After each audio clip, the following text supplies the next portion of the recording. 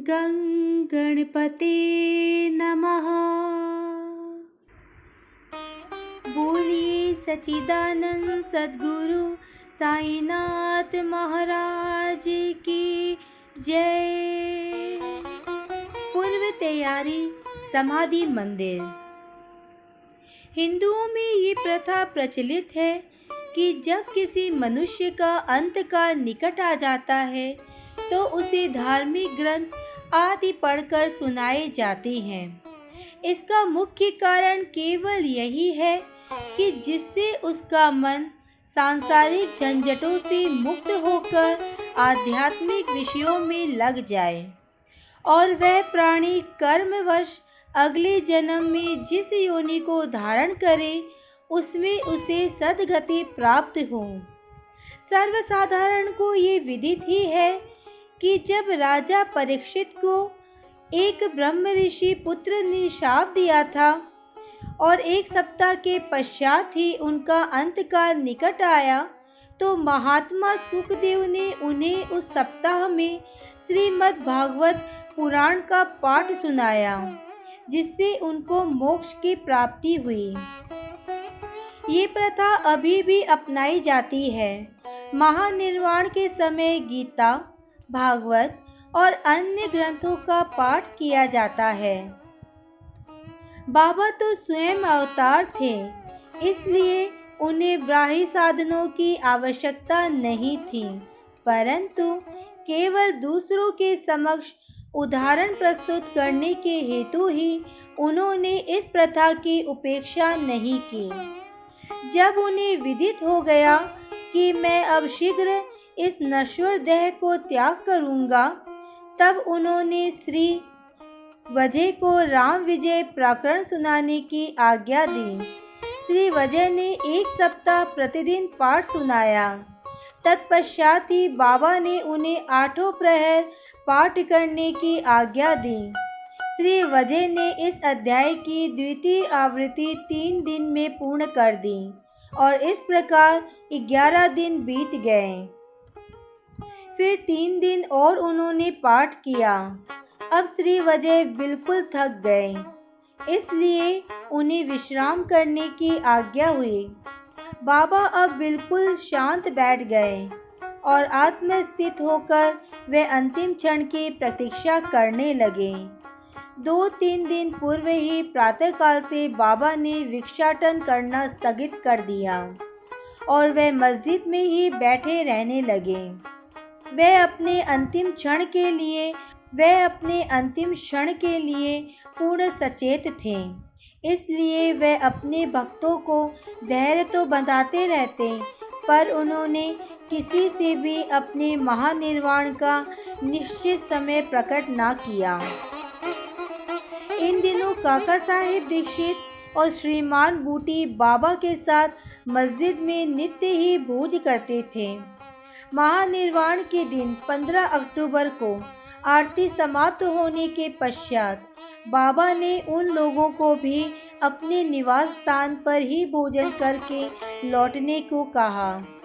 फिर भी लक्ष्मीबाई सिंधे, भागोजी सिंधे, बायाजी, लक्ष्मण बाला, सिंपी और नाना साहेब निमोड़कर वहीं रह गए। श्यामा नीचे मस्जिद की सीढ़ियों पर बैठे थे। लक्ष्मीबाई सिंधे को 9 रुपए देने के पश्चात बाबा ने कहा कि मुझे मस्जिद में अब अच्छा नहीं लगता है, इसलिए मुझे बूटे के पत्थरवाड़े में ले चलो, जहां मैं सुखपूर्वक रहूंगा।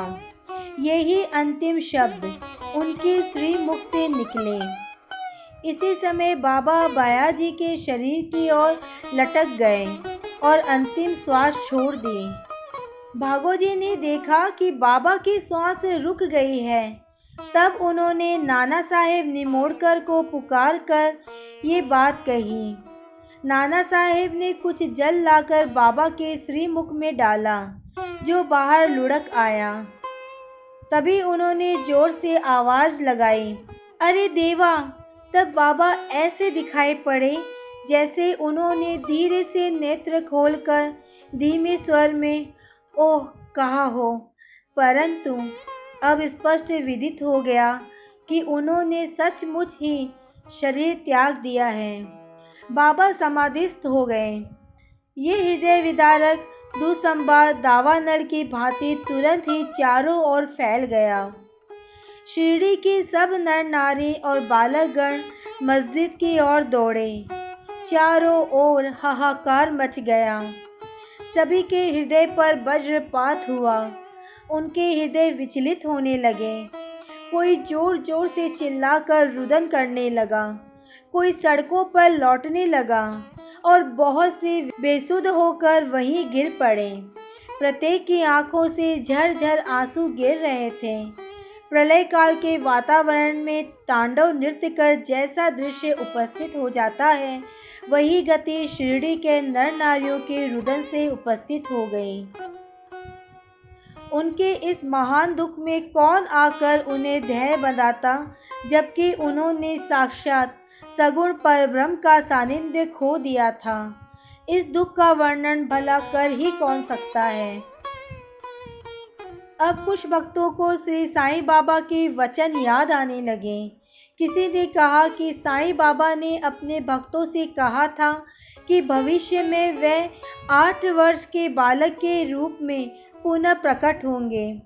ये एक संत के वचन हैं और इसीलिए किसी को भी इन पर संदेह नहीं करना चाहिए, क्योंकि कृष्णावतार में भी चक्रपाणि ने ऐसी ही लीला की थी। श्री कृष्ण माता देवकी के सामने 8 वर्ष की आयु वाले एक बालक के रूप में प्रकट हुए, जिनका दिव्य तेजोमय स्वरूप था और जिनके चारों हाथों में आयुध सुशोभित थे। अपने इस अवतार में भगवान श्री कृष्ण ने भूभार हल्का किया था। साईं बाबा का ये अवतार अपने भक्तों के उत्थान के लिए हुआ था। तब फिर संदेह की गुंजाइश ही कहाँ रह जाती है। संतों की कार्यप्रणाली अगम्य होती है। साईं बाबा का अपने भक्तों के साथ ये संपर्क केवल एक ही पीढ़ी का नहीं, बल्कि ये उनका पिछले 72 जन्मों का संपर्क है। ऐसा प्रतीत होता है कि इस प्रकार का प्रेम संबंध विकसित करके महाराज दौरे पर चले गए और भक्तों को दृढ़ विश्वास है कि वे शीघ्र ही पुनः वापस आएंगे।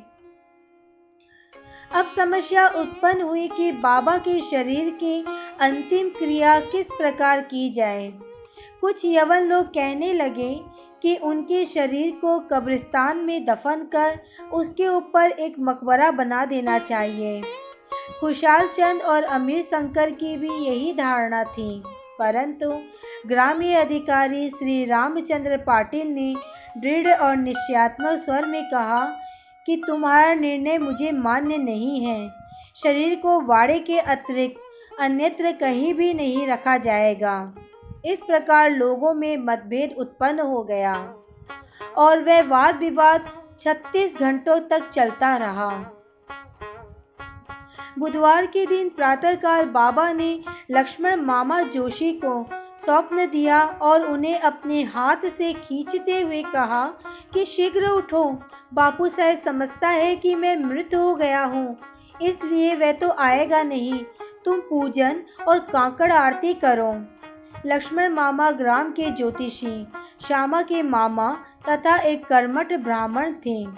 वे नित्य प्रातःकाल बाबा का पूजन किया करते, तत्पश्चात ही ग्राम देवियों और देवताओं का।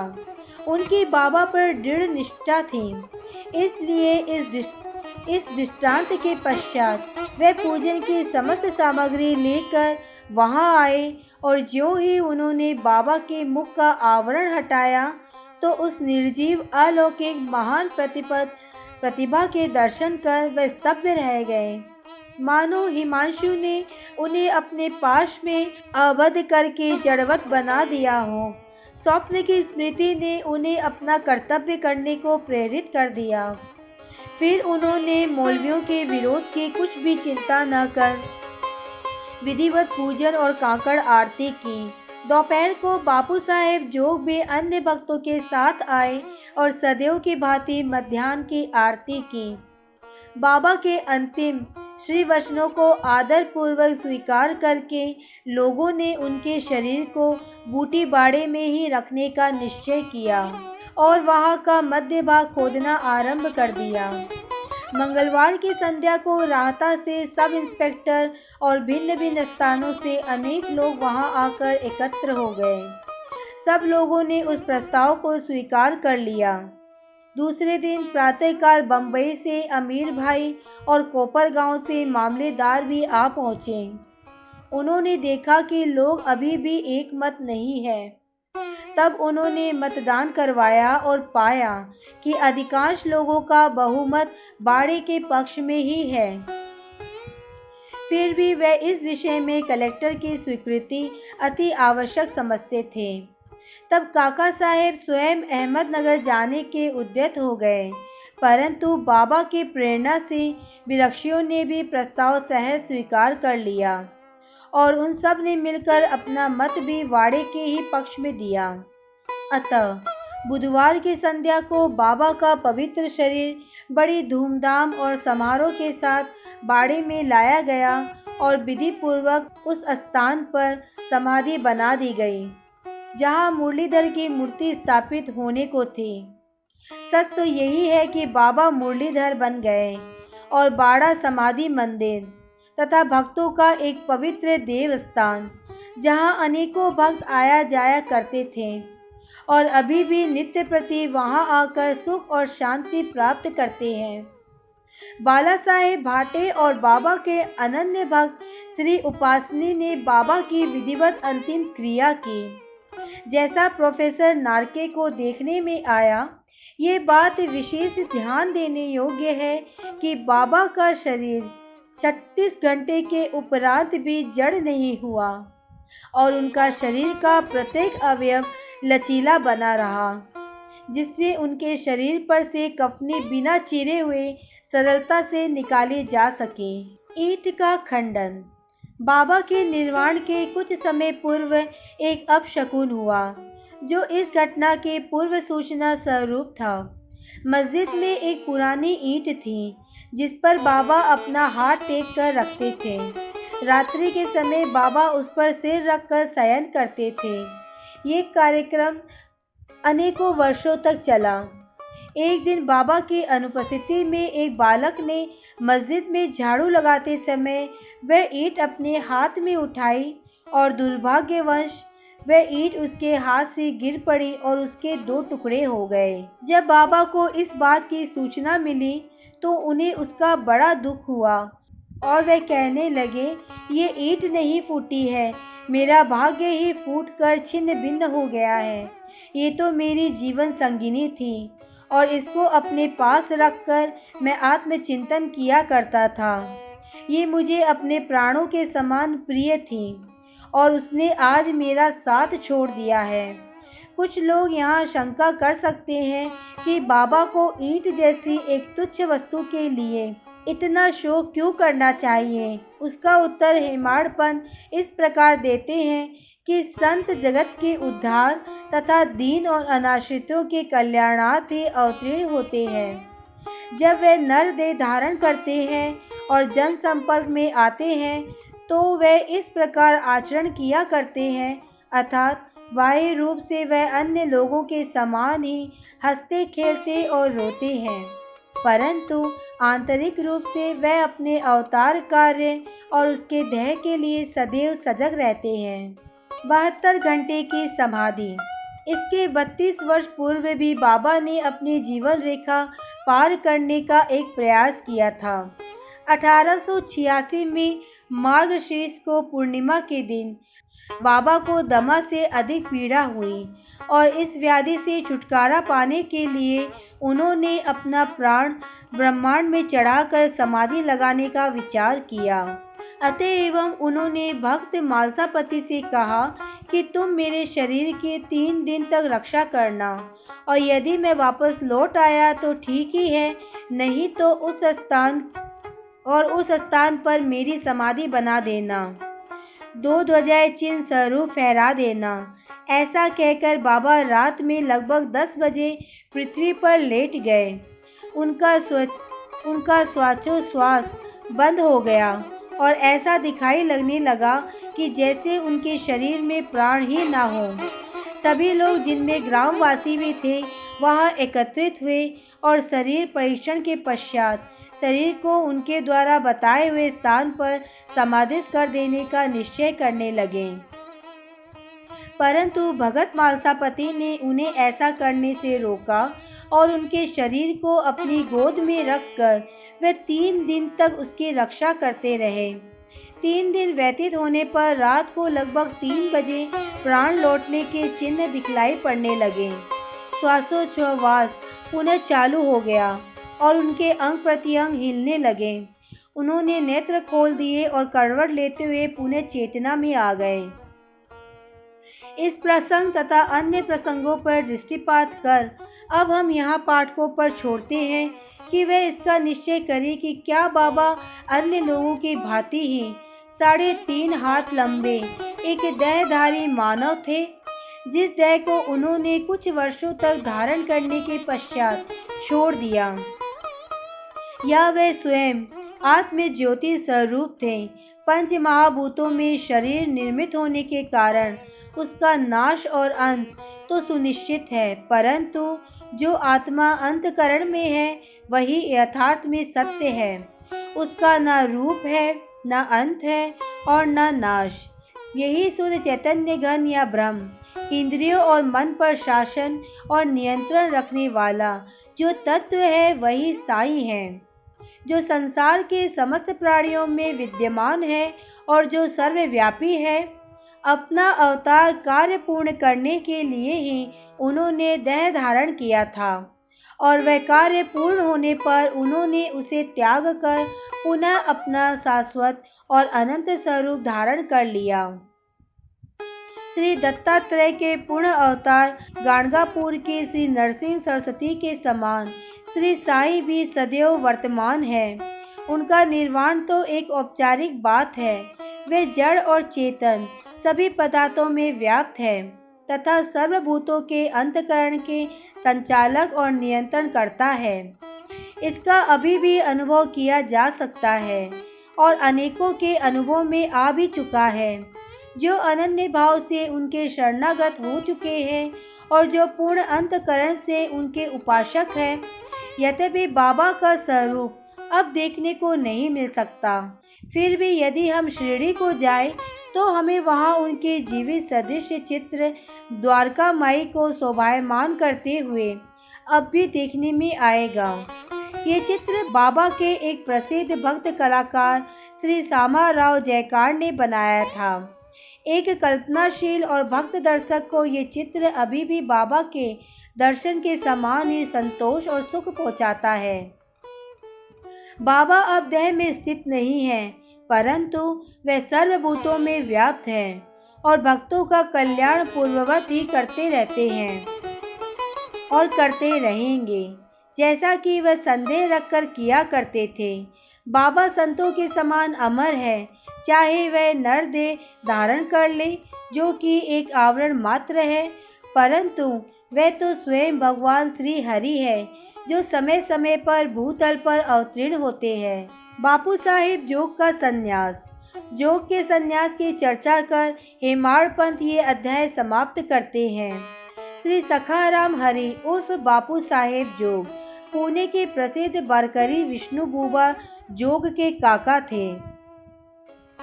वे लोक कर्म विभाग में सुपरवाइजर थे। सेवानिवृत्ति के पश्चात वे सपत्नीक शिरडी में आकर रहने लगे। उनके कोई संतान न थी। पति और पत्नी दोनों के ही साईं चरणों में श्रद्धा थी। वे दोनों अपने दिन उनकी पूजा और सेवा करने में ही व्यतीत किया करते थे। मेघा की मृत्यु के पश्चात बापू साहेब जोग ने बाबा की महासमाधि पर्यंत मस्जिद और चावड़ी में आरती की। उनको साठेवाड़ा में श्री ज्ञानेश्वर और श्री एकनाथी भागवत का वाचन तथा उसका भावार्थ श्रोताओं को समझाने का कार्य भी दिया गया था।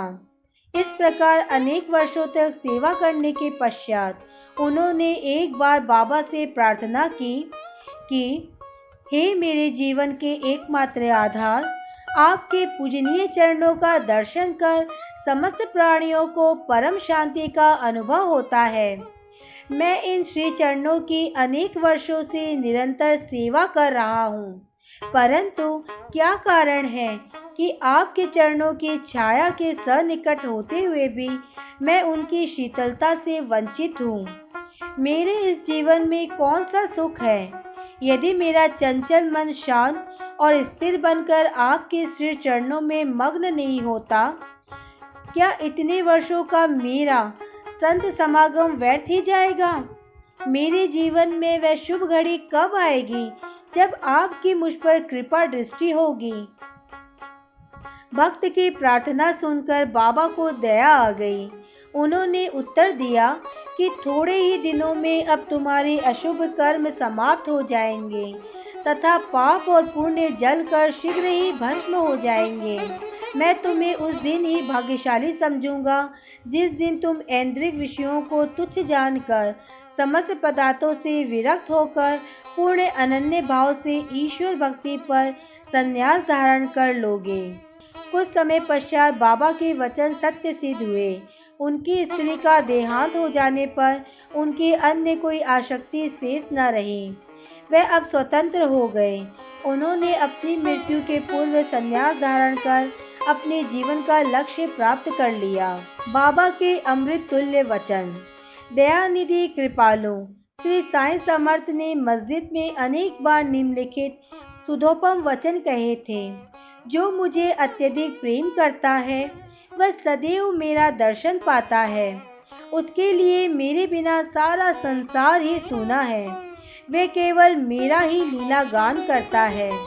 वह सतत मेरा ही ध्यान करता है और सदैव मेरा ही नाम जपता है। जो पूर्ण रूप से मेरी शरण में आ जाता है और सदा मेरा ही स्मरण करता है, अपने ऊपर उसका ये ऋण मैं उसे मुक्ति प्रदान करके चुका दूंगा। जो मेरा ही चिंतन करता है और मेरा प्रेम ही जिसकी भूख प्यास है और जो पहले मुझे अर्पित किए बिना कुछ भी नहीं खाता, मैं उसके अधीन हूँ। जो इस प्रकार मेरी शरण में आता है वह मुझसे मिलकर उसकी तरह एकाएक हो जाता है। जिस तरह नदियाँ समुद्र से मिलकर तदाकार हो जाती है। अतएव महत्ता और अहंकार का सर्वथा परित्याग करके तुम्हें मेरे प्रति जो तुम्हारे हृदय में आसीन है पूर्ण रूप से समर्पित हो जाना चाहिए। ये मैं कौन है? श्री साईं बाबा ने अनेक बार समझाया कि यह मैं कौन है। इस मैं को ढूंढने के लिए अधिक दूर जाने की आवश्यकता नहीं है। तुम्हारे नाम और आकार से परे मैं तुम्हारे अंतःकरण समस्त प्राणियों में मैं चैतन्य घन स्वरूप में विद्यमान हूँ और यही मैं का स्वरूप है। ऐसा समझकर तुम अपने तथा समस्त प्राणियों में मेरा ही दर्शन करो। यदि तुम इसका नित्य प्रति अभ्यास करोगे तो तुम्हें मेरी सर्वव्यापकता का अनुभव शीघ्र हो जाएगा और मेरे साथ अभिन्नता प्राप्त हो जाएगी। अतः हेमाड़पंत पाठकों को नमन कर उनसे प्रेम और आदर पूर्वक विनम्र प्रार्थना करती है कि उन्हें समस्त देवताओं, संतों और भक्तों का आदर करना चाहिए। बाबा सदैव कहा करते थे कि जो दूसरों को पीड़ा पहुंचाता है वह मेरे हृदय को दुख देता है तथा मुझे कष्ट पहुंचाता है। उसके विपरीत जो स्वयं कष्ट सहन करता है वह मुझे अधिक प्रिय है। बाबा समस्त प्राणियों में विद्यमान है और उनकी हर प्रकार से रक्षा करते हैं।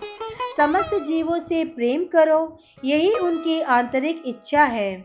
इस प्रकार का विशुद्ध अमृतमय स्रोत उनके श्रीमुख से सदैव झरता रहता था। अतः जो प्रेम पूर्वक बाबा का लीला गान करेंगे, उन्हें भक्ति पूर्वक श्रवण करेंगे, उन्हें साईं से अवश्य अभिन्नता प्राप्त होगी। श्री सद्गुरु साईनाथ प्रणवस्तु शुभम भवतु। ओम श्री साईनाथाय नमः।